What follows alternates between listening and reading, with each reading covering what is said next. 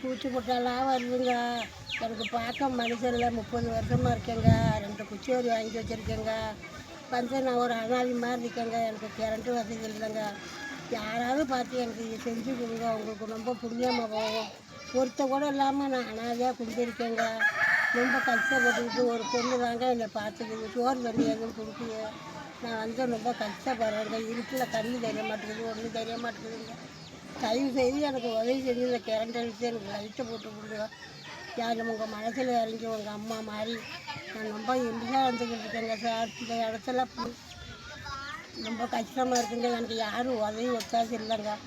நான் வந்து 30 வருஷமாக அங்கே இருக்கேங்க. இந்த இடத்துல வந்து எனக்கு நான் ஒரு இடத்துல பார்க்கப்பட்டேன். அந்த இடத்துல இருந்து ஒருத்தர் கொண்டு வந்து விட்டுட்டு போயிட்டாங்க. 30 வருஷமாக நான் ஒரு ஆளும் தனியாக தாங்க இருக்கேன். ஒரு பொண்ணு பார்த்துக்கிட்டு இருக்கு. அவங்க தான் சோறு தண்ணி எதுவும் எனக்கு கொடுத்துக்கிட்டு போயிட்டு இருக்காங்க. அடிக்கடி உடம்பு முடியாமல் போகுதுங்க. அதான் பார்க்குறாங்க அவங்க. எனக்கு தயவு செய்து இந்த உதவியை செய்யுங்க. இருக்குல்ல ஒன்று கூட கண்ணும் தெரியல, ஒன்றும் தெரியல. சுற்றி பாம்பு, பூச்சி, தேள் கண்டது கையிலலாம் வருது சாமி. வந்து பார்க்க மனுஷர்கள் எனக்கு தயவு செய்து ஒரு உதவி செய்யுங்க. உங்களை கையெடுத்து கும்பிட்றேன். யாராக இருந்தாலும் உங்கள் அம்மா மாதிரி நினச்சி எனக்கு செய்யுங்க. இன்றைக்கி நம்ம தங்க பொண்ணம்மாவை தான் பார்க்க போனோம். அவங்களுக்கு கரண்ட் இழுக்கிறதுக்கு தான் ஏற்பாடு பண்ணியிருக்கேன். பட் அவங்கள்ட்ட ப்ராப்பரான ரெக்கார்டு இல்லை. வீட்டுக்குள்ளே தேள், பாம்பு, பூச்சிலாம் வருதுன்னு சொன்னாங்க. திக்கத்தவங்களுக்கு தெய்வம் துணைன்னு சொல்லுவாங்க. கண்டிப்பாக இவங்க விஷயத்தில் உண்மையாக இருக்குது. நான் என்னால் முடிஞ்ச உதவிகள்லாம் இந்த அம்மாவுக்கு செய்கிறேன். நீங்கள் யாராவது செய்யணும்னு ஆசைப்பட்டீங்கன்னா கமெண்டில் சொல்லுங்கள். அவங்களுக்கு கான்டாக்ட் நம்பர் எதுவும் கிடையாது. ஒரு அக்கா தான் சாப்பாடெலாம் கொடுக்குறாங்கன்னு சொன்னாங்க. நான் போயிருக்கும் போதே ஒருத்தவங்க டீ எடுத்துகிட்டு வந்து கொடுத்தாங்க.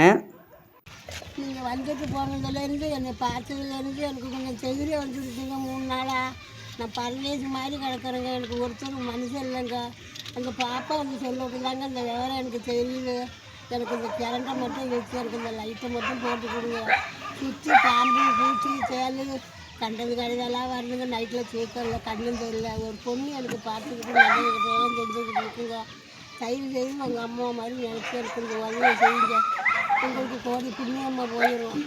நானும் 30 வருஷமாக அந்த இடத்துல தாங்க இருக்கேன். 2 குச்சி வரி வாங்கி வச்சுருக்கேன். வந்து என்னால் ஒன்றும் செய்ய முடியலைங்க. அந்த பொண்ணு தாங்க சோறு தண்ணி எல்லாம் போட்டுக்கிட்டு என்னை பார்த்துக்கிட்டு இருக்காங்க. ஏதோ உங்கள் அம்மா மாதிரி நினச்சி எனக்கு இந்த உதவி சாருனாலும் இறங்கி உங்கள் புண்ணியமாக போகவும் செய்யுங்க எனக்கு.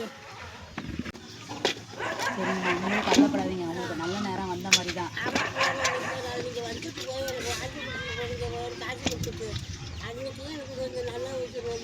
உடம்பு செலவுல 10 நாளாக கலந்து இந்த நான் இங்கே வந்துட்டு போனதுலேருந்து நானே ஒரு 10 நாள் வச்சு உங்களுக்கு ஃபோனில் பேசலான்னு.